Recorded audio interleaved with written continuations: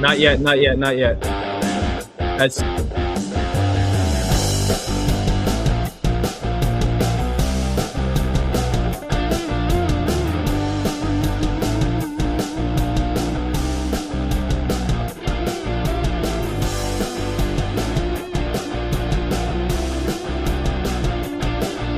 Live from the Fantasy Garage, it's Dustino. Yeah, can it get any more melancholy? Can you give that kid some sugar? Listen, when you're 15, that's about as fired up as you get. Come on, man. He's like, the UConn's not on. This is as much energy as I have right now. Lord, can you pretend like you were saying it to a Hooters waitress or something? Dude, really? Get that kid a Coca-Cola or a Red Bull or something. Welcome into the Fantasy Garage. It is Dustino here with Double J. Divisional round NFL weekend. It doesn't get much better than this. Only 4 games, then 2 games, and then 1. So we've only got 7 more games in the NFL season. Sad to see it go, but as each week goes by, the games get more and more and more intense. We are fired up for a great show. We got Double J in the house. We'll get to him in a moment. Basking in the glow of his Chicago Bears pulling off another one as we had a huge weekend of games. We're going to start real quick with a quick recap of the wild card round. Obviously, we had on Monday night, the final game was the Texans absolutely obliterating the Steelers, sending the Steelers into a spiral, which made them let go. Well, let's say, come on, we know he was told that he kind of had to leave. It's a mutual parting of ways. It's a way for him to save face and a way for the franchise to not say they were firing Mike Tomlin. So he says he's stepping away from the Steelers, ending an era. We also had the Buffalo Bills upsetting the Jaguars. Oh, that one hurt me. That one hurt me because I feel like the Jaguars outplayed them. But you know what? They don't have as much playoff seasoning as the Bills, and they weren't able to get it done. Kudos to the Bills. I mean, their defense certainly looked a little bit better than it has in the past. Josh Allen, you know, you do want to see that guy do well. He's finally got a chance with no Mahomes, no Lamar, no Burrow in the playoffs. So if there's ever a time for Josh Allen to get it done, this could be the time. We'll get to him momentarily. 49ers with a big upset of the Eagles. I was very happy to see that as a Giants fan. So long, Eagles. Happy trails. Bye-bye to your offensive coordinator and bye-bye to your hopes of repeating. We had the Patriots just, kind of dog walk the Chargers. Man, did they look bad offensively. Herbert had a really bad game. I watched somebody who does a lot of film breakdown on Herbert, and boy, oh boy, did he have a bad game. He missed a lot of throws. Actually had a lot of wide open guys. He didn't even throw the ball. So Patriots win a pillow fight, 16-3. We had on the first game, Panthers covering. We had that. That was one of our big games. We took the Panthers to cover. Rams win a squeaker against the Panthers. Bryce Young got his opportunity with the ball late, wasn't able to get it done. Rams drove down the field, got it done. And then the big one, the Bears knocking off the Packers in a huge NFC North battle. Caleb Williams and the Bears scoring 25 points in the second half, being down 21-3, coming all the way back like they have done all year to beat the Packers. And my Bears winning the NFC plus 900 still remains alive, so we are fired up about that. Before we get to this weekend's game, this weekend's games, I should say, plural. Let's get to Double J's thoughts on his Bears. Obviously, at halftime, you had to be, although your Bears have been doing this all year, you still had to be a little nervous going into the second half. Yeah, nervous wasn't the word. Things might have been thrown. I might have actually hit Jacoby by mistake with a remote. It was a little feisty. That 4th and 4 from their own 28-yard line out almost shut the TV off at that point. I just felt like we were too desperate, too early. It was all the things I was afraid of. The no pass rush, no defense on the back end. Love making it look easy. Bears offense just not coming out ready to go. Ben Johnson getting out coached early, and he did. He got out coached early. I think I texted you that during the game. Like, Ben, it's too easy there. He's just getting out coached. Yep. And here's the Green Bay Packers about to stick it again. And yeah, I mean, as the second half started, you started to see the momentum swing. I'm like, oh my, they're gonna do it again. And that was the calmest second half I've ever had in my life. I was like, I felt good, and rightfully so. I don't know how they're doing it defies all logic.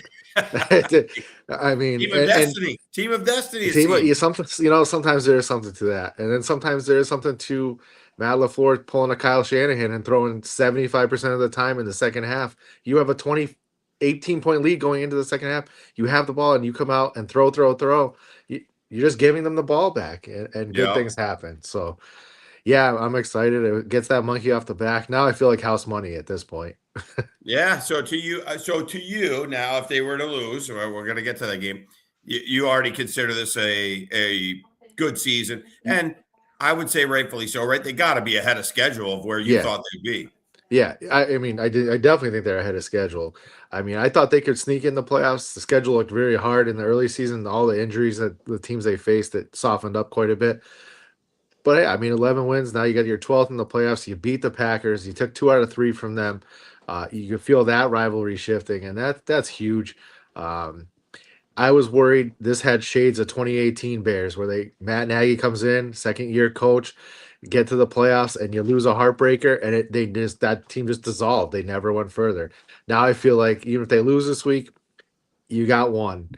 Now we got some experience. Now we had some pieces on defense, and I hope that's not over. And I don't think the run's over. And we'll talk about that, but I think they're there. I feel good. I feel good about the Bears. I feel surprisingly relaxed about Saturday's or Sunday's game. I like the Bears' chances, but we'll see. Absolutely, We'll man. get Kudos there. to you. Hey, it's nice to be in the playoffs.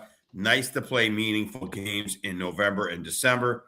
A feeling I haven't had in a long time. And speaking of my Giants, before we get to the games, You might feel it next year. we're going to have some meaningful games coming up really soon because the Giants beep backed up the Brinks truck. We got John Harbaugh. You saw my short video when it happened. Breaking news. I am fired up. We got an adult in the room. I would have been fine with Stefanski or any other, proven head coach, but I'm very happy with Harbaugh. Accountability, toughness, which we haven't had in forever. And it kind of goes to show what I was thinking. I think we, obviously, until the Ravens decide to part ways with Harbaugh, I thought we were the most attractive job out there because we've got the quarterback. We've got a young nucleus at the defensive line. We've got a running back. We've got a receiver coming in. So kudos to John Mara and the Giants for finally getting it done. I know everybody, maybe there's some people naysaying, he lost his fastball, Harbaugh. I don't believe so. Sometimes you just need to change a senior. The guy knows how to coach, playoffs all the time. Finally, we're going to have some meaningful football in November, December, because it has been a while. So that's the Giants story. I'm sticking to it. You see the Giants sweatshirt, obviously. You see the Giants fat head in the background. So I'm pumped up about that. But now, without further ado, I've got some family in town. I got some friends in town. It is cold in Tampa, Florida. We had a frost delay at the golf course today. It was 38 degrees when I got in the car. It took me 5 minutes to warm my car. I thought I left all that crap. It's cold air, but these picks are going to be hot because I'm fired up today. Let's start with our first game in the divisional round. It's going to be Saturday afternoon. We have the Bills traveling off that big win against the Jaguars, upset my Jaguars that I thought was going to be a Super Bowl contender. And now they play in Denver against the Broncos, who've been sitting and waiting, coming off a bye week. Now you have the Bills only 6 days rest, right? They had to play on Sunday and then come back for a Saturday game. Josh Allen took another beating. They lost another receiver to an ACL, Tyrell Shavers. What is going on here with this Bills-Broncos game? Do they have enough? I mean, Josh Allen, this has got to be the year, right? No Burrow, no Lamar, no Mahomes in the playoffs. Can he get it done against these Broncos, Jay? Yes. I will not doubt Superman. I said that last week. It's hard to go against Superman. And he lost the receiver, but he gets Curtis Samuel back this week. I don't know if you saw that, but he will play. So That's kind of a wash. Samuel's got a little more experience. And big piece on defense with Ed Oliver coming back for the Bills this week, too. That's a underrated piece of that defense that they've been without. So, I mean, I think there's pressure on both sides. The Bills, obviously, everybody's been saying, if not now, when? And Sean Payton hasn't won a big playoff game in a long time. It's been a long time. And so this is year 2. This is year 2 now for the Broncos in the playoffs. at home. You're the 1 seed. There's some pressure there. So never doubt Superman. Yeah, I was impressed with the Bills' defense for the most part. Obviously, the Jaguars shot themselves in the foot a couple times, especially late in the first half. That was one of our losses, second quarter Jags. Oh my God, that was setting up to be an easy, beautiful layup win that didn't end up happening. I gave out on a short earlier today. I do like Bo Nix's rushing yards in this game, but it's going to be an interesting game because, again, Josh Allen's going to have to carry the load. Okay, Brandon Cooks is a nice little receiver. Khalil Shakir, nice little receiver. James Cook, but it's a tough defense they're playing. I keep looking back, and it's hard for me. When I first saw this line, I wanted to go nuts on the Broncos. Rested, home, beat up Bills team. But I keep going back to the Giants absolutely having that team beat up, dead to rights, and then letting them off the hook. And the Broncos have been doing that a lot this year. They've really been kind of letting teams – they've been a come-from-behind team. They have not really put teams away, and you can't do that in the playoffs. And that makes me nervous. And the Bills, I think, collectively as a group, defensively, are coming together a little bit, and they know this is their chance. So I feel like there's a little bit of extra – obviously there's motivation in the playoffs, but there's a little extra, pizzazz in the Bills' step. It's going to be an interesting game. I don't think the Broncos blow anybody out. I think this is going to be one of your close games. I got another game here, or 2 games this weekend that I don't know are going to be close. This one I think is going to be really close. Is there anybody that stands out from a player props perspective? Somebody that you just have a little hunch is going to have a big game. Bills are really good against the pass, which is why I like the Knicks rushing total, because I think they're going to have a tough time passing the ball and they're going to have to run the ball. But anything you can think of that stands out? Nothing jumps out at me. I didn't really get a chance to look at this ahead of time, so I didn't really see anything ahead. That's good. I like that. That's actually better. Yeah, I come into it raw and just give out your thoughts. Yeah, I mean, again, the Bills tight ends are always involved. I mean, I don't know what those numbers look like, but Kincaid and Knox, catches and yards, but receiver wise for Buffalo, nothing. And then the Broncos. I like you said, Bills tough to throw on. Nick's in a big spot. I don't know if I really trust any of those receivers out there. So yeah, it's 2 teams that really spread the ball around. They're kind of both built on rushing the ball. The Bills are a great rushing team going against a very good rushing defense. So this could end up being a pillow fight. One of the other things I really like, and this kind of goes with talking about the Broncos being a second half team. The Bills have also been a second half team. So if you paint the picture of either one getting a bit ahead of the either one, either or, I like over 23.5 second half. Second halves in these NFL games have been going nuts. There's been tons of scoring. I think the defenses get tired out. Offenses figure out what the defenses are going to do. What do you think about that? That's my strongest play. Well, that's a great thought for sure. I mean, all the action in 4 of the 6 this weekend were all late action. So yeah, that over there sounds like a pretty legit. I'm really feeling that. They start trading punches, both lines wear down. Yeah, it's a good call. Running teams that are going to want to push the ball, those lines start leaning on you. Those defensive lines get beat up and get tired. So yeah, and there's no real weather factor. It's going to be in the 30s, which is fine, but no wind or anything like that. Both these teams are used to playing in the cold, so it's not like you have a cold team against a non-cold team. So all that's there. Just to give you a heads up, your Dalton Kincaid numbers, over 36.5 receiving and over 3.5 catches is plus 120. I kind of like that. I mean, I think he's going to lean on – they're going to have to throw the ball at some point. I don't think they can totally run, just run the ball. The Broncos aren't going to let them. So you got Shakir and Kincaid are probably your 2 main guys. The Brandon Cooks numbers got too high for me. Keon Coleman's too high for me. You're relying on him catching one long pass. I mean, the only one that stands out is, like you said, I could see the Kincaid over 3.5 receptions. Yeah, that seems like a 5 catch for 52 or something like that, or a couple red zone looks. So yeah, I like the catches there. And these tight ends, when these quarterbacks are in tough spots, those are the safety valves a lot of times.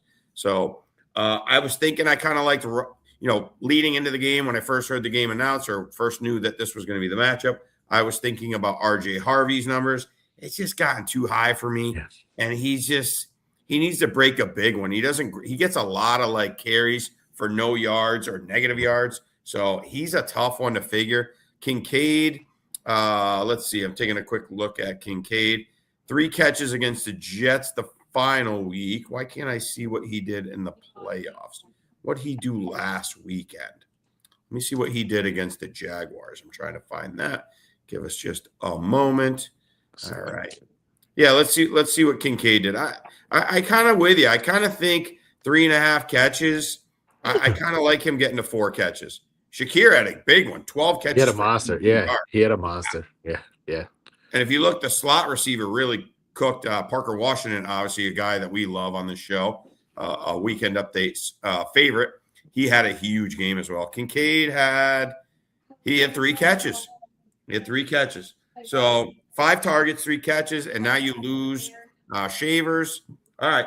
I'm not going to make it an official play, but that's one to watch if you want to. It's probably a very fair line. I think it's spot on. So if you want to take that, that's fine. So our 2 official plays, unless you got to play, do you like you like the Bills, but do you have a ton of conviction of it or on it? I do. You like it? You're making a play? I would make it a play. We got a play from Jay. Bills plus 1.5 is a play from Jay Joseph. We also have my Knicks over 23.5 rush yards, and we have second half over 23.5 total points. There you have it. There's our breakdown on Bills Broncos. We move now to Saturday night.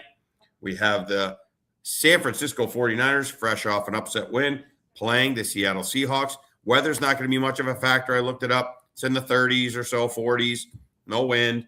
Again, another team coming off the bye that gets to play a team on a short week. 49ers played Sunday afternoon, so even tougher than the Bills. The Bills at least got to play Sunday afternoon at 1. Niners play at 4, short week. Another team really beat up. Gutsy win against the Eagles. Give me your quick intro thoughts on Niners Seahawks.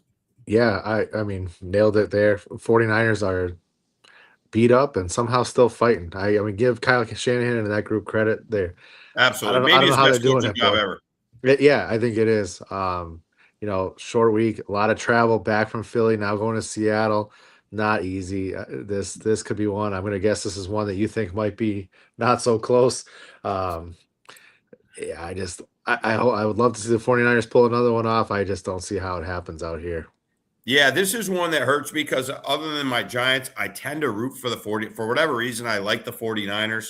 It's a team I root for when my Giants have been out of it. So obviously the last 8-9 years. But I think this is just a tough spot. This is a really tough spot. These Seahawks are really good. That defense got time to get healthy. I know I saw a little report today about Sam Darnold popping up questionable with an oblique injury. Yeah. I think he plays. And honestly, if he doesn't play, I'm not even as worried. I mean, because I think the Seahawks are going to run the heck out of the ball. I think they're going to ground and pound them.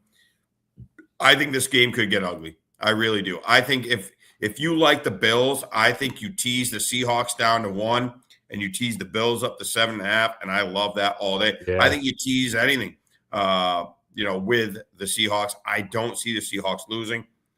And my favorite plays in this game are the rushing props. I love Kenneth Walker over 59.5 rush yards. I like Zach Charbonnet over 47.5 rushing yards. They're going to run the heck out of the ball. Both those guys have gone over that number their last 2 games. I think you're going to see 35, 40 carries out of the Seahawks. I think, because if you think about it, how are the Seahawks going to lose this game? I don't think the 49ers are just going to score out of nowhere. No. The Seahawks lose this game if Sam Darnold turns into a pumpkin and throws 2-3 picks and just looks awful, right? Yep.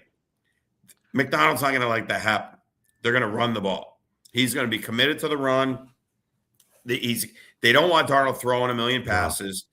I just think this is huge. I love Walker's over. Love Charbonnet's over. I like Walker's receiving over 12.5. Again, I just don't think – I think they want to protect and hide Darnold, especially with this injury. Agreed. And this injury makes me like these rushing totals even more. Yeah, this should be a no more than 24 to 26 pass attempts out of Darnold. Yeah, I love it. There's no reason. There's just no reason to throw. I don't think they get ahead and then just pound it. So yeah, I just don't think the 49ers have the firepower at receiver with no Kittle, with Pearsall all banged up, no Brandon Ayuk. They just don't have the guys to go up and put a huge number. And Yeah. McCaffrey, as great as he is, yeah, that offensive line is struggling. He's getting stuff on Yeah. volume. He's not the Yeah, same correct. explosive McCaffrey. and the Seahawks just took him out completely 2 weeks ago. After that big game against the Bears, he did nothing that last week, And that's what I'm they saying, like, completely shut him down. with the number 1 seed on the line, home game for San Fran, and Seattle just went in and beat them up. Yeah, And I think the Niners are even more beat up going into this game. I think this one could get out of hand. This one could get ugly. I love the Seahawks. I'm teasing them with different things, and I love those rushing props. Yeah, they sound good to me. All right, beautiful. That's your Seahawks and 49ers game. You know, I kind of like the under, but you never know. Maybe defensive touchdowns. I really like the San Fran. I want to see what San Fran's total is. 49ers total. Yeah, their team total is only 17.5. Oof. That's tough. But I think it could go under. I think it could go under. It could be if you like put a a gun to my head, I'm taking 13. under instead of over. Yeah. That Seahawks defense is legit. Yeah, they're legit. They're scary. All right. Now we're going to head to Sunday, 3 o'clock. New England Patriots and the Houston Texans. Texans fresh off a win. Patriots fresh off a win. Two great defenses. Texans winners of what? 9, 10 in a row? I think it's Something up to 12. insane. I think it's up to 12 in a row? It's since Halloween. I think right before Halloween was the last loss.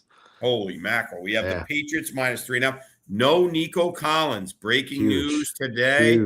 Huge. Loss for an already, non-explosive Texans offense. 2 defensive touchdowns against the Steelers, where they just outclassed the Steelers in the second half. Give me your quick thoughts. I got my thoughts. I'll get to them, but I want to hear quick thoughts. I think this is another one that's going to start close, and the Pats just pull away pretty easy with this one too. That Stroud looks shaky. Yeah, they outclassed the Steelers, but I think the Steelers aren't very good. The Pats, they were a little shaky in the beginning too, but the defense is there. May got the jitters out. I think May's ready to come, and he's just better than Stroud at this point. So I think this one kind of spirals away from Houston pretty quick. Well, I am happy to hear that because I am all over the Patriots this week. I didn't love them necessarily last week. I love them this week. Yeah. Again, a short week for a team. They really screwed some of these wild card teams over. The Texans played Monday night. Now they got to come back. Well, I guess when else could they have come back? But still, it's a short week for the Texans, and they lose Nico Collins. They're already a non-explosive offense. I agree with you. I think this game could start off as a defensive slugfest. I think McDaniels figures it out. May figures it out. I love the coaching on the Patriots side. I love the defense. I think they end up winning this game by double digits. I love the Patriots this week. I like the Patriots. I would lay the 3.5 all day. Again, like you said, Drake May's got, his weapons are limited. A couple of the props that I do like. I do like Travion Henderson again, over 7.5 receiving yards. I think he can get there with one catch. Yeah. I know I said that last week too. The Texans are really good against the run. My buddy here, Ken, he's a real statistics guy. He was here. He likes Drake May's over passing yards. What would you say, Jay? What would you put Drake May's passing yards at? And again, weather's not bad. Weather, I don't think is not bad. It's going to be cold, but no snow or anything crazy. Nothing, just cold. Yeah. I would put him at 235. His number is 220.5. Okay, so I was a little higher. I almost went to 225, but yeah.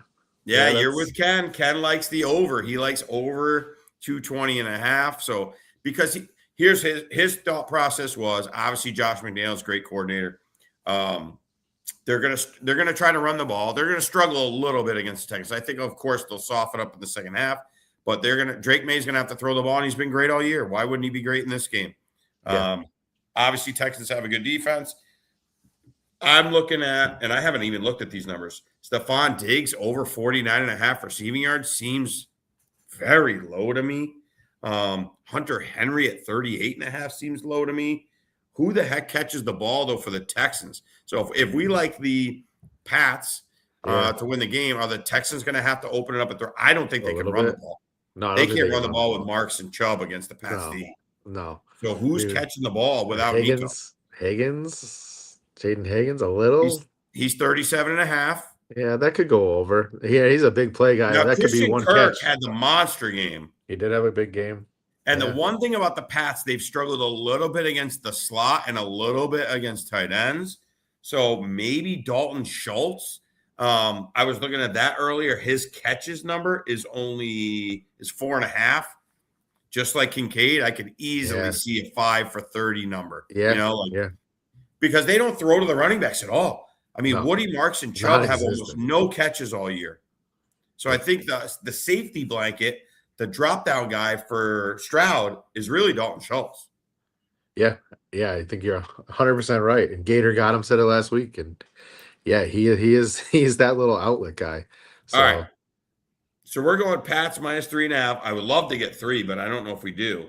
Although it's -3, -105, which means a little more money coming in. I love the Pats, though. I really think the Pats take it to them. And then we're going to take Dalton Schultz over 4.5 catches.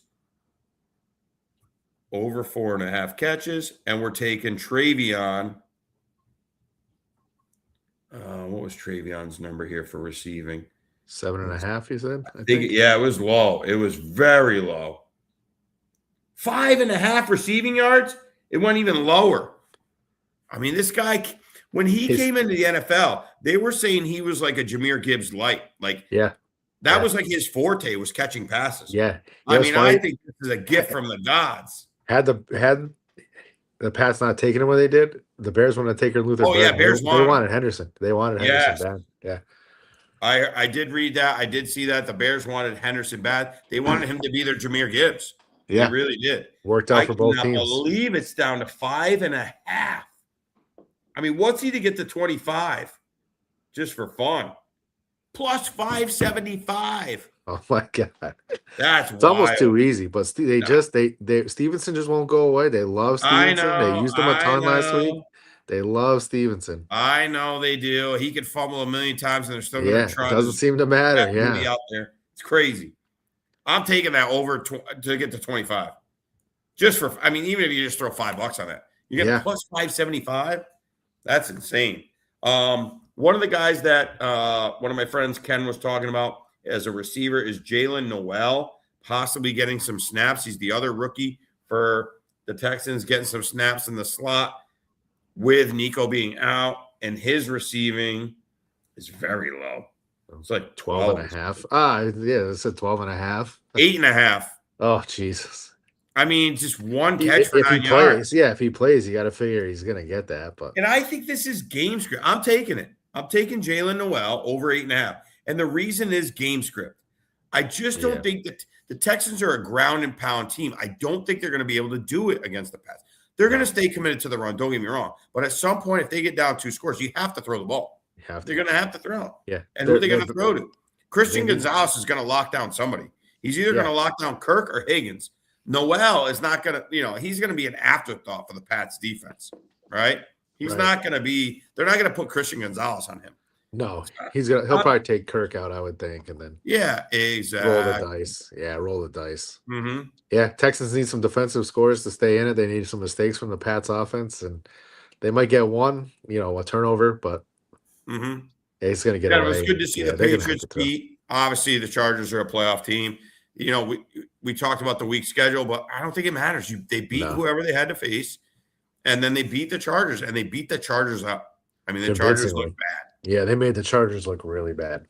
And I love the coaching staff. I think there's a coaching mismatch as well in that game. Mm-hmm. I think I got the better quarterback, and I got the better coaches, and better personnel, honestly, on offense for sure. Definitely on offense. Yeah, I love the Pats in this game. I know it's the divisional round tends to have some blowouts. The wild card round is usually close, and you saw it 4-2. The underdogs went. I think there could be some blowouts this week. All right, now Sunday night, the final game, 6:30 p.m. in Chicago, where it's going to be wind chill of 0 degrees, cold day. And Drizzy Drin, our amazing producer, put up this line. I have now on my Hard Rock, I don't know what you got up there. I have Bears getting 4 points. This is my play of the week. I've been riding the Bears. I'm going to continue riding the Bears. I think they're a team of destiny. They're a home. It's freezing cold. I don't think Stafford wants to play in that. I think the Rams peaked in like week 9, week 10 of the year. I've been saying it for the last 4 or 5 weeks, and they have not been covering spreads. They didn't cover against the measly Panthers. Stafford's banged up. Adams not 100%. I love the Bears. I'm sure you're going to say the same, but give me your Bears talk. Listen, like I said, I'm glad to hear it because, like I said, I feel surprisingly confident this week. And I think you're spot on. Rams peaked a little early. Matthew Stafford, 1-9 all time under 40 degrees outside. 1-9 all time. Oh, baby. Trey, So, dropping bombs. Little something there. Yeah, and it is, the line is still Bears getting 3.5 up here. So still at the 3.5 mark here. I'm literally, while we're on the phone here, while we're on the show here, sorry, I'm on the phone. We're on the show. I'm taking Bears right now +4 because I want to get it while I got an F4 before it goes to 3.5. That's a key number. And I mean, I think too, take the Bears on the money line. And this is another one where tease the Seahawks with the Bears. I don't really like teasing the Pats because what are you going to do? Get it to 2.5? So I don't love that. But like teasing the Bears up to 10 or 9.5 and the Seahawks. I think any which way you slice the Seahawks with a tease, I love it. I love the Bears. I love the Bears. I know McVay's a great coach, so he's going to have them ready, but I worry about Stafford in the cold. He has not looked the same in the last handful of weeks. Again, same thing. Devontae Adams. You just got to stop Puka. If you can control Puka and they don't run all over you, I mean, that's the way the Rams are going to win. The Rams will win if they can run the ball at will and just kind of slow the game down. But I like the Bears, man. Yep. Really Dennis Allen's got to come up with a way to get some pressure on Stafford, get him uncomfortable, get him out of what they did in the second half to love. They finally got home a few times and hit him a couple times. You know he's not scrambling. You know where you're going to find him. You just got to get there. And then, just figure out a way to stop Puka. And the offense needs to show up before the fourth quarter. If we can do those two things. Why do they wait so long to get going? I don't. It's like they don't know what to do till the fourth quarter, end of the third, early fourth. And they just, everything clicks, everything works. But at home in the cold, this is why you play for home field advantage. I feel pretty good about the Bears this week. You heard me last week. I was nervous. I did not like our chances against Green Bay, but this week surprisingly confident, and here's hoping. All right, couple things I like. Player prop wise, I like DeAndre Swift. I'm going back to him over 55.5 rush yards. He just missed last week. He was at like 51. I want to say like 51. We had but they abandoned. So far behind. I think he only carried the ball like 12 or 14 times, which, big opportunity. Use them in the first half and just keep going to them. Nobody slowed him down all year. Just stop putting everything in Caleb's hand and run with Swift. I love over 51.5. I think is a no-brainer. I agree. Anything else as far as obviously the numbers are starting to get inflated for Colston Loveland? Yeah, he's up. Animal. Who do you think could have sort of a beast game or underrated? What's that? Where's Rome this week? I'd be interested. So second game back, Burden and Loveland have gotten all the shine. Does Rome kind of slide in with an underrated or maybe a little lower than what he probably should be? It's 36.5 receiving yards and 2.5 catches. It's hard. Yeah. It's probably pretty good line. Probably pretty good. Now that there's so much more less games, right? There's only 4 games going on. The lines are getting a little sharper, right? They're getting tougher to beat. Puka's up all the way to 99.5 yards. Yeah. I kind of like Devontae Adams under. What's that? Yeah. He'll still I think Puka goes over. I think he'll go over. Probably go over. Absolutely.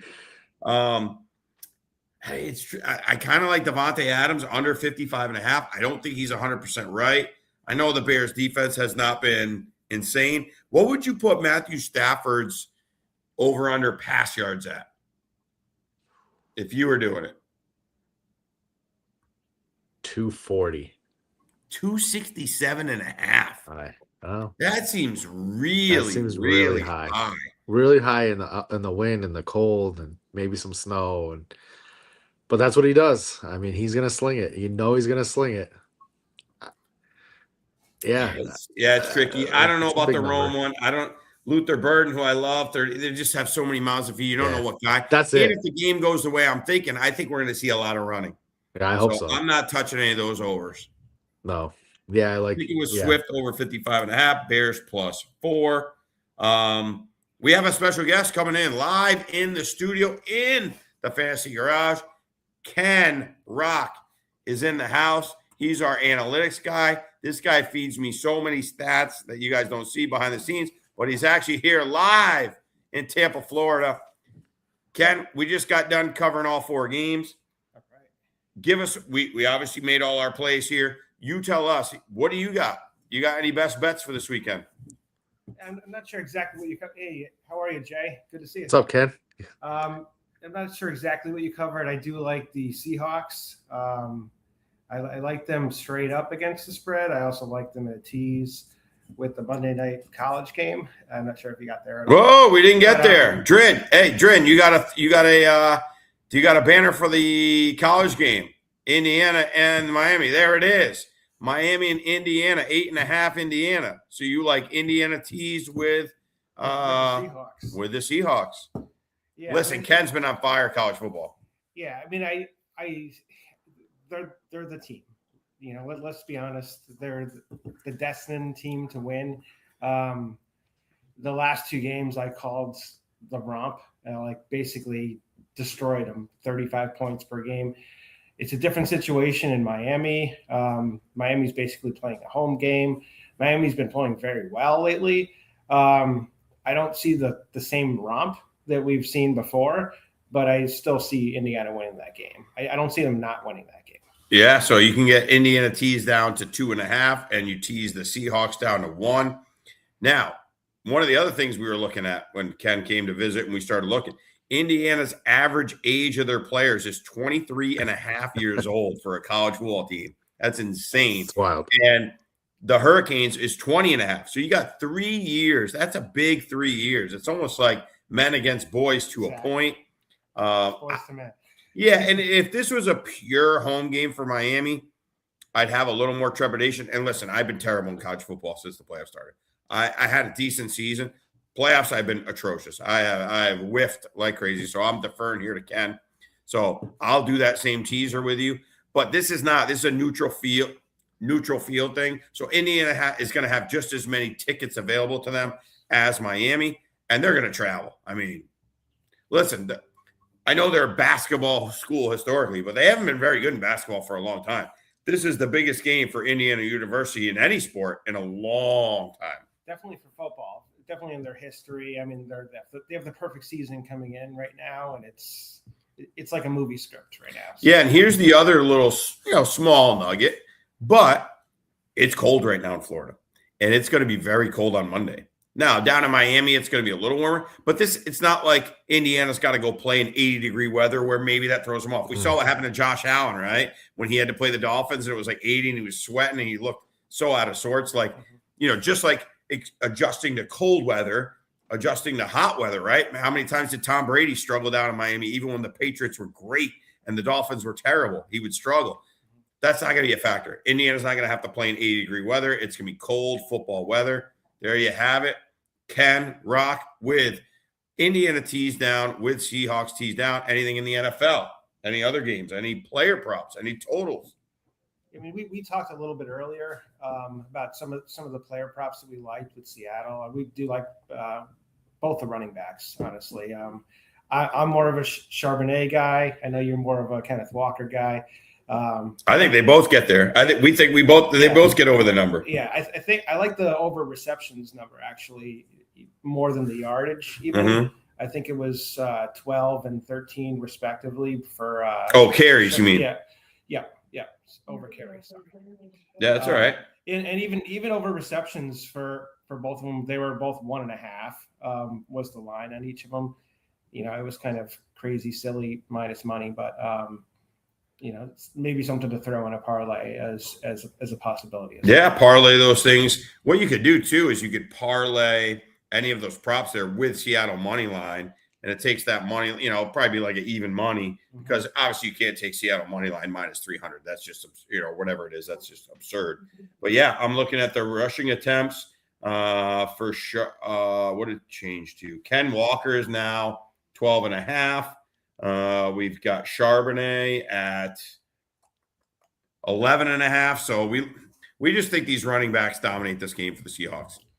And right. The other one I looked at earlier is just in that Patriots game. Mm-hmm. I really liked their top receivers. I think that the running game is going to get shut down. Personally, the Texans do a good job at shutting down the run game. So I like Diggs really in that game. The over. Nice. Somewhere around 50-ish. Yeah, 49.5. So that's a play that I personally like. There we go. So you got it from Ken. He likes the Seattle. He likes a Seattle teaser with the Hoosiers on Monday night. So we got a little bit of the college football. Don't listen to me. Listen to Ken on the college football. I've been terrible. And then we also like the Charbonnet and the Walker. And then we like Stephon Diggs going over 49.5. I like it. They got to throw the ball to somebody. I think Drake May is going to go good. We also like Drake May's over passing yards. I asked Jay blindly to give us a line. He said 235. And it's only, 220? 220 and a half. So there you have it. Drake May, if they're going to stop the run, they're going to have to throw. We don't have to worry about weather. It's not, the worst thing for passing is the wind. It's going to be flurries. Right? Yeah. It's nothing abnormal for New England. Love it. There you have it, ladies and gentlemen. Remember, hey, if you've got chat, comments, you got questions, you disagree, you agree, make sure you put it in the chat. We'll get your chat brought up here. And again, thank you everybody for being on the show. Like and subscribe. Now, we're going to transition a little bit. Jay, you going to stay with us we're going to do very quick college basketball stuff. Yeah, let's do it. All right, cool.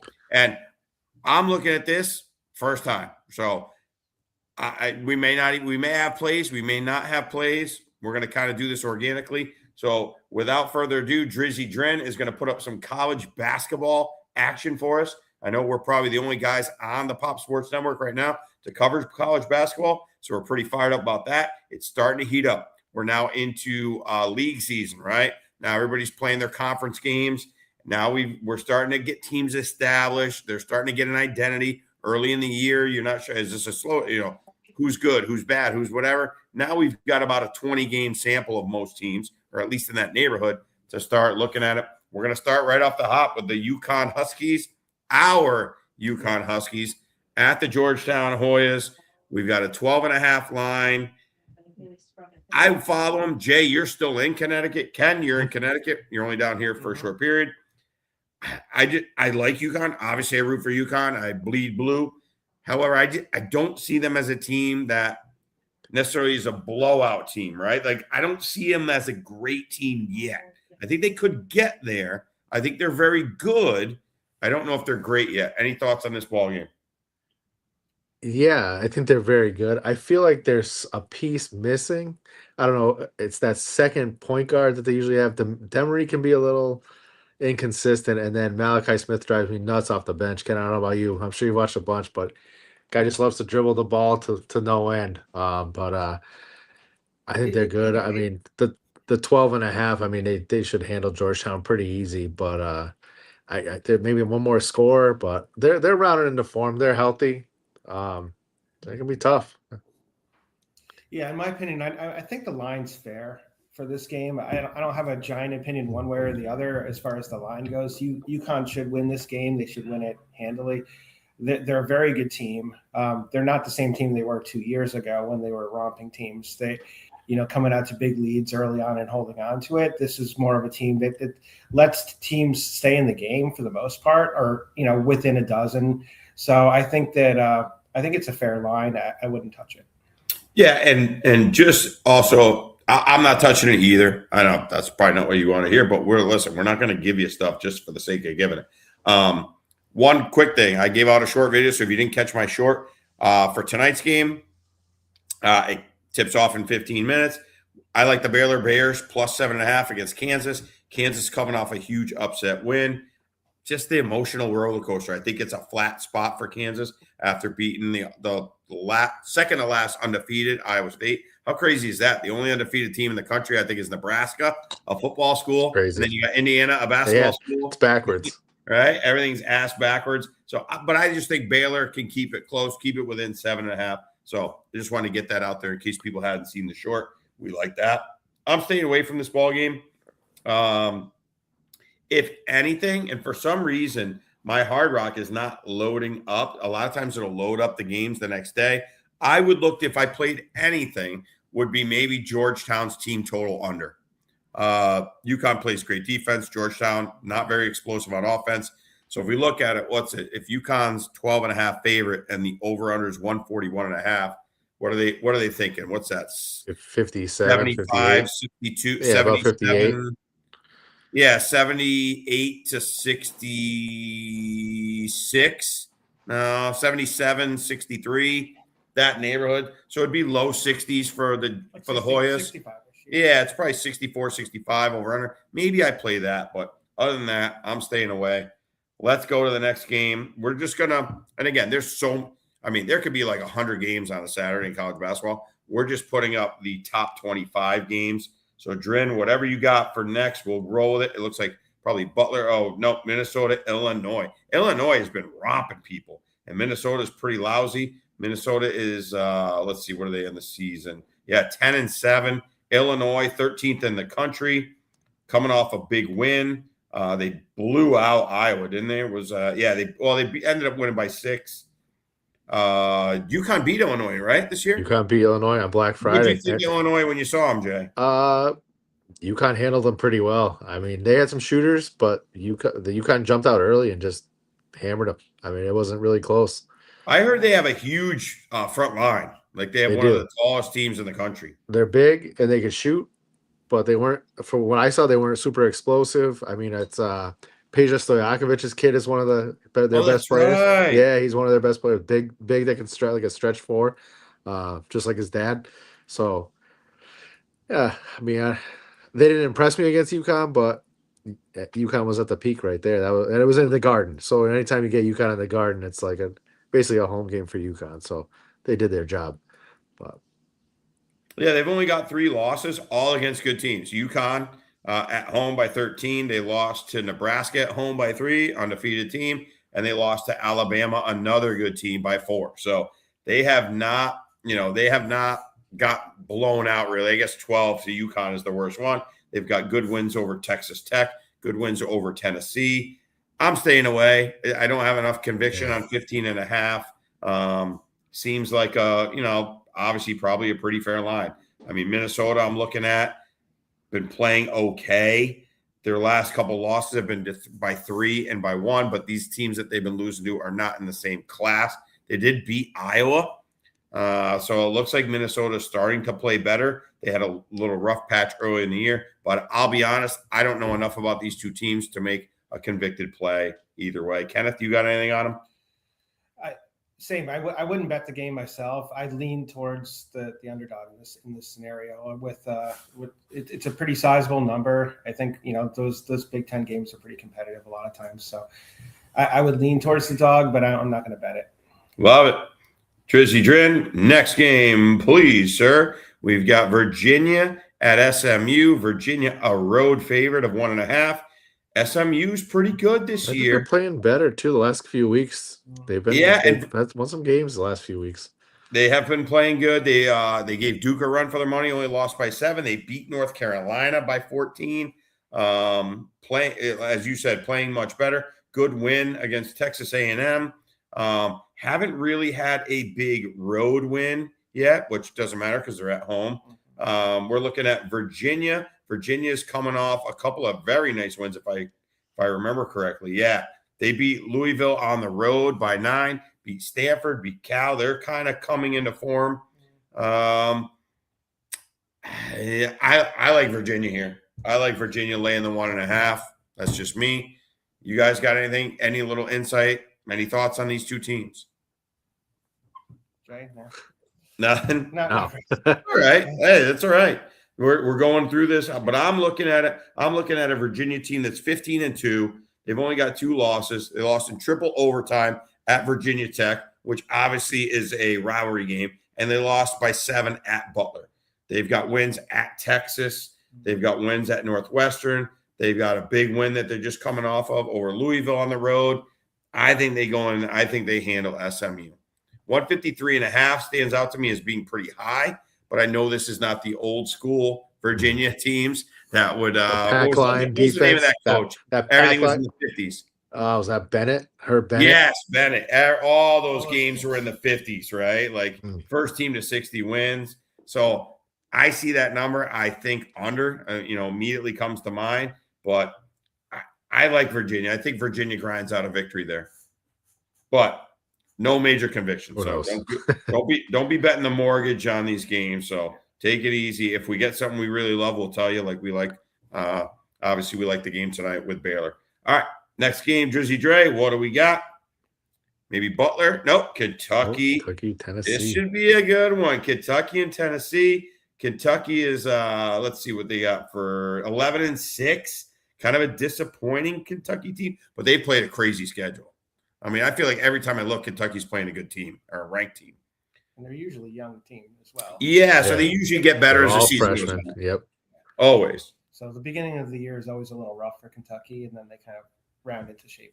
Yeah, and then Tennessee's 12-5, but they've hit a little, semi-rough patch, losing 2 of their last 4 games.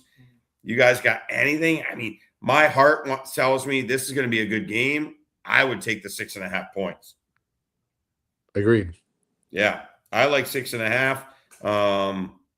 I just think it's Kentucky's going to get better as the season progresses. This is a league battle. Let's take Kentucky plus 6.5 over under.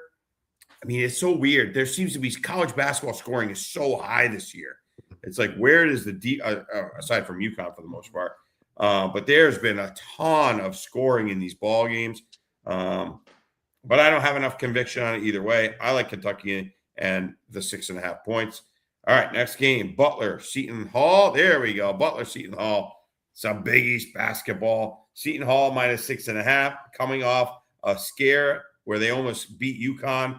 What do you guys think of this ball game? You've obviously seen both teams because UConn's played them both. Yeah, I mean, Seton Hall was feisty. I mean, they were down, I think, like 18 early, and almost came all the way back.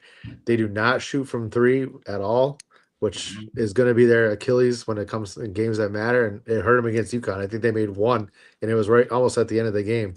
But I like Seton Hall. Seton Hall should handle Butler pretty well. Yeah, I agree 100% there. I think Seton Hall has this game. They had it circled for a little bit. I think they're going to take care of business. Yeah, and I think they got to get going. They got to get some wins. I mean, they're 14-3, which is kind of wild. And their losses are not terrible losses, really. I mean, it's Villanova, who's kind of got a resurgence, UConn, and then against USC on the road out in California. So anything can happen out there. They lost that. But they lost by 2 points, and they lost to Villanova by 8 points and UConn by 5. So, hey, there we go. We got a guy, MSG equals Store South. You're right about that. That's for sure. We definitely own the Garden for sure.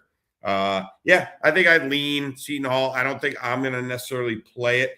I kind of like leaning toward the under, given what Jay said about their lack of shooting and that they're going to grind the defense. Coming off a game against UConn that was 133, I could see this being a similar score where both teams are in the 60s. I kind of lean toward the under. All right, got a lot of games to cover. We'll keep flying through them. What do we got next? Alabama, Oklahoma. There we go. Alabama minus 5.5 at Oklahoma. 171.5 total. The Crimson Tide for however many years in a row now, just a run and gun shoot team. No defense, just run and gun. You guys seen either of these teams play yet? I saw little Alabama. Haven't seen any Oklahoma. Yeah, same here. I haven't seen a ton. I mean, I'm just looking at Alabama's last handful of games.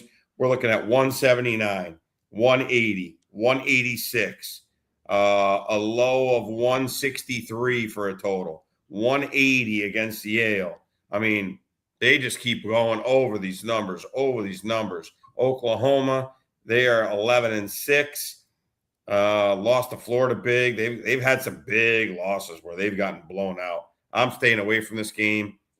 I don't like road favorites usually, but I think I'd have to lean toward Alabama here. Got blown out by Florida by 17.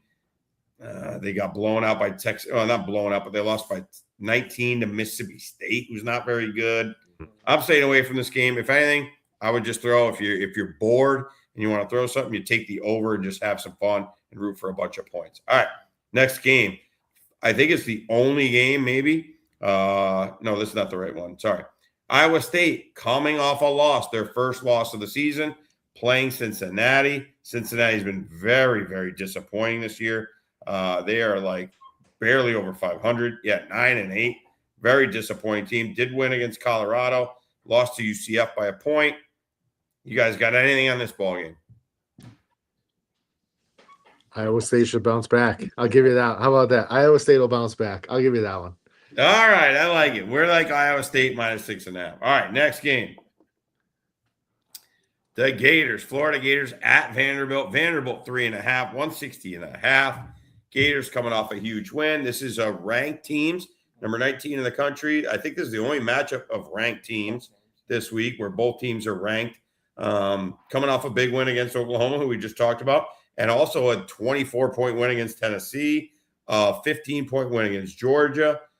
The Gators seem to be starting to round into form. I kind of like the Gators getting 3.5. You guys got any thoughts? Gator got him back there. Yeah, there we go. We got the Gator chomp. Now, Vanderbilt is coming off a loss at Texas by 16 points, but I like the Gators. I think the Gators are starting to round into form. They're kind of gelling. I've watched a lot of that last game they played, and they look really good. So we like the Gators. 3.5. Slow start for the Gators, but yeah, they're definitely bouncing back because the defending champions. Couple tough losses early. Yeah, had to adjust. No Clayton Mitchell. You know, big change. You lose your leader like that. It takes a little time. Absolutely. Here we go. Wait, we already did Iowa State. Next game. What do we got, Drizzy? Miami at Clemson. Clemson is ranked 22nd in the country, giving 4.5 points, 2:15 tip-off. Miami comes in at 15-2. Very good season right now. 15-3 for Clemson. They're both tied for first in the ACC. This is actually a low-key, really, really good battle, 145.5. Miami's last couple games, they beat Notre Dame on the road by 12, beat Georgia Tech by 10, beat Wake Forest by 4 on the road. They've been kind of grinding teams out. Their only losses this year are against a good BYU team by 10 and at Florida by 14. As we go to the Clemson side of the ball, their losses, they got a bunch of wins in a row. They lost to BYU also by 3. They lost to Georgetown. That's not a great loss there. I don't know. Something tells me Miami keeps this close. Just looking at their schedules. Sounds like it. I've seen Clemson. I haven't seen Miami. I saw Clemson. I watched that BYU Clemson game. You know, BYU's legit. Those are good losses for both of you. That Georgetown loss is ugly. Ooh, I don't know how you lose to Georgetown, but Miami, 2 good losses. I like Miami. Surprised they're not ranked. I like Miami in the points. I think, you know, college basketball is it's tough to blow teams out, and these games come down to the wire so much. Give me the 4.5. Give me Miami. All right, next game. Utah State, Grand Canyon. I don't know. I'm not going to lie to you. I don't know anything about this. This looks like a sucker bet to me, right? Without me even clicking on the teams and looking at their schedules, you go, okay, this team's 23rd in the country. I've heard of Utah State, the Aggies. They make it to the tournament quite a bit, to be honest. This should be a blowout, and who the hell's Grand Canyon? But that looks like a sucker bet to me. Yeah. Grand Canyon at time is competitive, so I haven't seen them at all this year. So I can't advise either way. Yeah, let's skip this one, Drizzy. Let's go to the next one. We don't have any. If we say anything, we're just making stuff up, and we're not here to do that. We're here to give you some actionable advice. This is a big one. I have seen Arizona really good. They handed UConn their only loss of the season. And UCF is kind of good. They're sneaky good. It's a tough gym to play on. Johnny Dawkins got them playing well. They were ranked. They just dropped out of the top 25. 9.5 is a lot of points on the road. Maybe some distractions in Orlando. Is that a place where a team goes to play and gets distracted? I don't know. What do you guys think? That seems like a lot of points to me. Although Arizona is awesome. Arizona is good. With them being number 1 in the country. You guys got any thoughts? What do you think of Arizona? I was there. I saw him. I mean, no Terrace Reed, no Braylon Mullins. Add them in, UConn wins that game. However, they are tough inside. They got good guards, and they can shoot, so they can do it all. Arizona's going to handle UCF. They're going to show why they're number one. I agree. I think Arizona is legit. They're number one for a reason, and they've been playing well all year. Yeah, it's tough to go against number one in the country. This will be the Super Bowl of basketball. This will be their NBA Finals for UCF.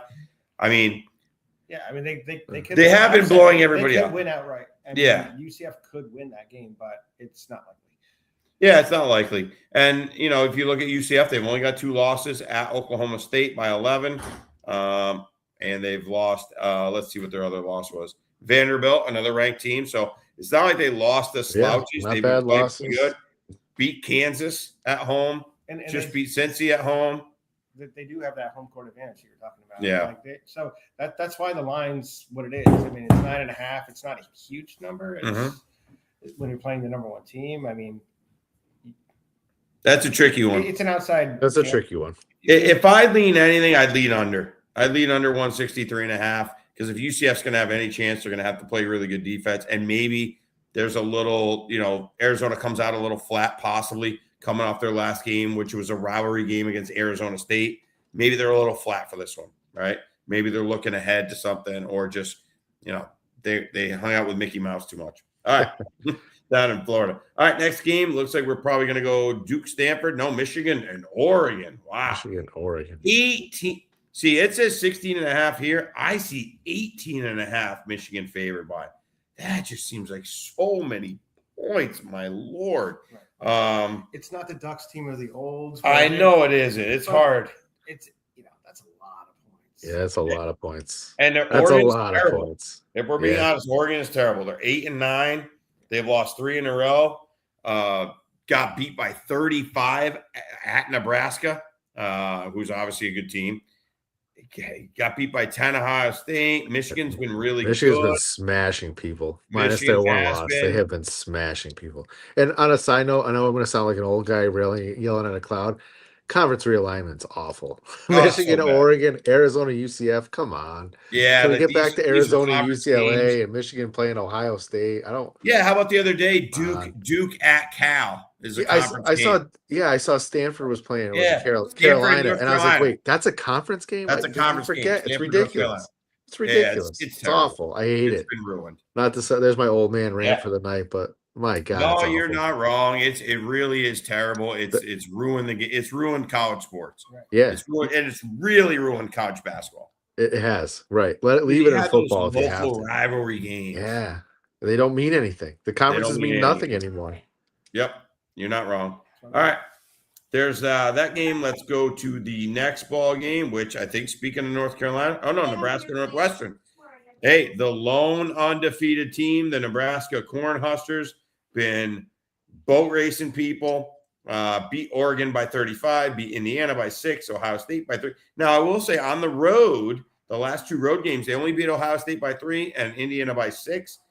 Can the Northwestern Wildcats get up? What's Chris Collins is the coach. Can they get up for this game and give them a run for their money? They just played Illinois at home and lost by 11. You guys got any thoughts? Not today. Nothing. Not this one. Not this one. I mean, not this one for Northwestern. They're not going to be the team. I to knock agree them with you. off. Just a stay away game for me. I don't have any conviction one way or the other. I'm staying away from it. I could paint a picture where Northwestern keeps it close, and if they do, the game could go under. But I'm not. The line seems like a bait to me. Yep, seems like a bait game. Another one, Like it should be a 7.5, 8.5. just like that Utah State game, right? Where It's a bait line. Yeah. all right, we're staying away. We're going next game. Duke Stanford. Yeah, there we go. The Dukies. Classic ACC rivalry right there. Yeah, ACC game. I mean, this is just. Can we fix this? Yeah. We got do congressional something. hearings about everything. Can we Yeah. fix college basketball? Can we get the college basketball realignment on the docket here for the Congress? Duke Stanford. Priorities. I think Duke is good, but I think there's always value when you bet against Duke. I think if you just bet against Duke blindly every year, you're going to do all right because they're such a public team that everybody wants to take them. I mean, if you look at them, you know, they beat sorry, I'm looking at Stanford here. Stanford's 14-4 too, by the way. They're no slouch and just beat North Carolina. You know, Duke beats Cal by 15, SMU by 7, Louisville by 11, Florida State by 4, Georgia Tech by 6, lost to Texas Tech, you know, beat Michigan State by 6. So there's a lot of games they win that are in those low single digits. I would take the home dog for fun if it were me. I think it could be a very competitive game. In Stanford at home, running into a team like Duke, who's now in the same conference, but it's still the name recognition. They probably have the game. You know, it's going to be a big game for them. So. Oh, yeah. You know, whenever like a team like Duke comes in or Arizona going into UCF or whatever, I mean, and in the Northwestern facing Nebraska, I mean, they're going to be as fired up as fired as can be. Now, will be fired up. The fans will be fired yeah. up. It's going to be a huge game for them. A white out or a red out or whatever you want to call it. But, I mean, that can only take you so far. At some point, talent wins over, right? You know, cream rises to the top. I would take the home dog here. I think that's enough points. If this was like 5.5, I'd say no. At this 8.5, or even I'm seeing like a 9.5 number, I would take the Stanford Cardinal. All right, next ball game we have Purdue USC maybe. Oh, North Carolina. Cal. Oh, now they're huge. Unbelievable. Carolina coming off a loss at Stanford. Now they go to Cal, who just – so it's like they flip-flop because they just played Duke. Cal just played Duke. Now they're playing Carolina. I don't have enough conviction on this. Again, seems like a sucker line. Personally, I would lean Carolina to bounce back off a loss. But I don't have enough conviction to say one way or the other. I also would lean maybe over the total because for the last handful of years, Carolina just runs and guns and doesn't really play a ton of defense. But I lean toward liking Carolina here. Sounds good. Jacoby in big trouble? Was Jacoby getting yelled Oh at? no, something's going on up there. Oh boy. Sorry. Uh-oh. He tried to bring a girl in the house, tried to get a No, girl. it's the other one. The other one. Oh, We'll right. shut this off. No, you're right. All right, so that's what you guys got any thoughts? I like Carolina. I lean Carolina, but nothing that we've seen so far has like constituted us going, "Hey, this is a huge best bet." There's no way. All right, next game, Drizzy. What do we got? I'm done talking. Go. Arkansas and Georgia. We got let's see, what do we got? Arkansas, Georgia. Where is that game? I'm trying to find it here. Why am I not seeing that game? Oh, here we go. It's another a lot of 4 o'clock games. Arkansas, Georgia. Arkansas is really good. I did see a little bit of the Arkansas game. They're really good under Coach Cal. Bunch of wins in a row. Lost to Auburn. This is a close battle. I lean toward Arkansas on the points. Give me Arkansas on the points. Give me Arkansas on the points with that backcourt. That is a good backcourt. They're explosive. Give me Arkansas. If you're getting plus 1.5, might as well take the money line, right? And especially in a basketball game. And Georgia's lost 2 of their last 3. They've won a bunch of close games. I think the glass slipper starts falling off. I think Arkansas is just a way more talented team. Right. There we go. You got another play. We like Arkansas money line. All right, next game. We're flying through it, baby. Yeah. Purdue at Big USC. 10, the Big Ten, Big Ten rival right here. What is going? Purdue and USC is a Big Ten game. 16-1 How Purdue. many teams are in the Big Ten? Oh, Big Ten, like 20 teams probably. They're playing these at the Rose Bowl. I don't know about Purdue, man. They're going to disappoint. I know. I'll be betting against them in the tournament. Me always. Because they're going to disappoint like they always do. You know, last handful of games, win by 7, win by 8, win by 8, win by 16 at Wisconsin. Point shaving. I'm staying off this game. I'm staying off it. I tend to want to like the home dog, but I haven't seen USC play yet. No. Now at home, USC's been playing pretty good. Haven't lost a home game this year, except for one against Washington. I'd lean that way. If I gun to my head, I'd take the home dog, but I not enough conviction to make it a play. Next game. Shut my door. We got Michigan State at Washington. Another Big Ten rivalry. All right, we got Michigan State minus 3.5. They are 15-2 under H to the Izzo. Washington is not very good this year, but again, what I'm seeing a lot of home dogs tricky this week because these teams, Washington, this is going to be the biggest game of their year, right? As of now, they're going to get fired up at home. Just lost to Michigan at home by 10. So I think Michigan's better than Michigan State. Is this a spot where Washington can hang? Is it a Washington money line spot? Is it a letdown? Michigan going to the West Coast? Could be an upset I here. was kind of that upset along the same lines as Ken. Like this could be an upset spot. I would still take the points. Yeah. I like Washington and the points. You got anything, Jay? Have you seen any of these teams play this year? Saw a little bit of Michigan State early. They played UConn early. It was an exhibition game for some reason, but haven't seen much of either one. No. Got it. All right, we're staying away. Next game. I think we only got a couple left. We're getting close. BYU, a team that we've seen against Texas Tech. I've seen Texas Tech. They're one of my little darlings, like sleepers to make a run. I like them. BYU, obviously pretty good. We saw them. UConn defeated them. Where's that game? Was that game in the Garden? Yeah, in Boston. In Boston, that's right. Okay. I like Texas Tech. I think they're a really good team. You know, they lost to Houston by 4. They beat Duke. They lost to Purdue, lost to Illinois. So all their losses are very justifiable and against good teams. Also lost to Arkansas, who we like, who we just talked about liking on the money line. What do you guys think about this game? Anything? I can't speak to the players on these teams because I haven't seen them live, but based on the current, like the records and all that, I would definitely lean towards Texas Tech. Oh, so I'll go the other way. I'm going to go BYU on this one. You like I've BYU? seen them a few times. I saw them beat Kansas. I've seen them a few games. They have balance. Debanza is ridiculous. Like when he gets rolling, he can do anything. And they have some good shooters around him. Yeah, give me BYU in this one. I'll take the road dog. All right. Nice. If I'm breaking the tie, I'm taking Texas Tech. I think this is a spot they win this by 5-6 points.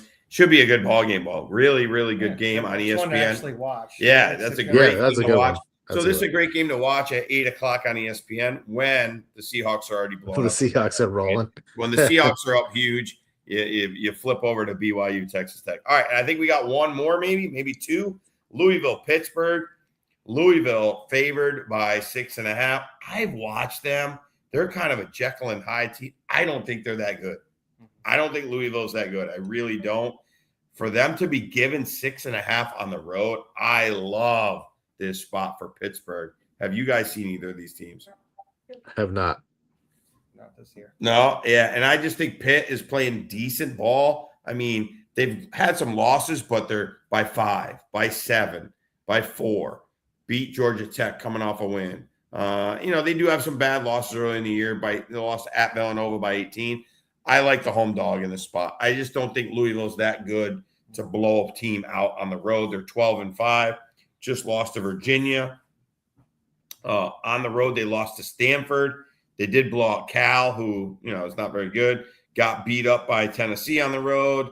They did beat Indiana by a little bit. I think they're a Jekyll and Hyde team. I think Pitt could be a huge night game for them. I like the Pitt Panthers to keep it close. An old school Big East team who is no longer in the Big East. All right. We might have one more left. We got anything left? That might be all of them, I think. Gonzaga is playing somebody. They're playing at Seattle. There's no line yet up on that. I don't know anything about either team. I don't think this is your traditional Gonzaga team. They've I know had some bad losses. Yeah, they've had some very bad losses. Down year for the Zags. What's that? Down year for the Zags this year. Yeah, and they may peak. And I mean, obviously Arizona looks unreal and Michigan looks unreal. And UConn's – I would put good. Arizona, Michigan in their own little tier. I think UConn's just a tick below them with Duke and a couple other teams. And Texas Tech and maybe in Arkansas, things like that. Yeah, BYU possibly. But that's beauty. College basketball is great, and it's so wide open. Obviously, we'll start digging in a little deeper. It's early. Yes. By the time you got to get by the Super Bowl. Get through the Super Bowl. After the Super Bowl, we'll start digging in deeper. On the Weekend Update show, we're going to cover a lot more college basketball, as there's going to be huge games on Saturday and Sunday. That was just a little quick rundown. A couple of plays we like, a couple of things we would look towards. But you got all our football plays, all that good stuff. Let's take a quick peek before we get going. Obviously, we're keeping it short and sweet. Hey, I'm under 2 hours. That's pretty good. You got to give me credit for that. We gave you a couple players that we liked to possibly get in the top 30 in golf. Doug Gim right now is -6, 12, tied for 12th. So we're pretty fired up about that. A couple of our other guys are not doing so good. Looks like one's going to miss the cut. One is still fighting for the cut. So we're still up in the air on that. But anyhow, enjoy your weekend. Hey, this is the last weekend where we have 4 games. We're going to only have 2 games next week. We're going to be down to the conference championships. I think conference championship Sunday is probably my favorite Sunday of the year. Better than the Super Bowl. I think it is. You get 2 just unreal games. Better. A lot of times you're right. Better than the Super Bowl. You have all our picks. Go back, like, and subscribe. You'll get our shorts. Thank you to Double J coming on. Thank you to Drizzy Drin in the studio. Kenneth, my main man, coming down to Tampa to visit. Unfortunately, you got the coldest weather we've had in years down here while you're here, but that's all right. Still warmer than Connecticut. Thanks, everybody. Have a great weekend. Drizzy Drin, take us out of here. Thank you so much.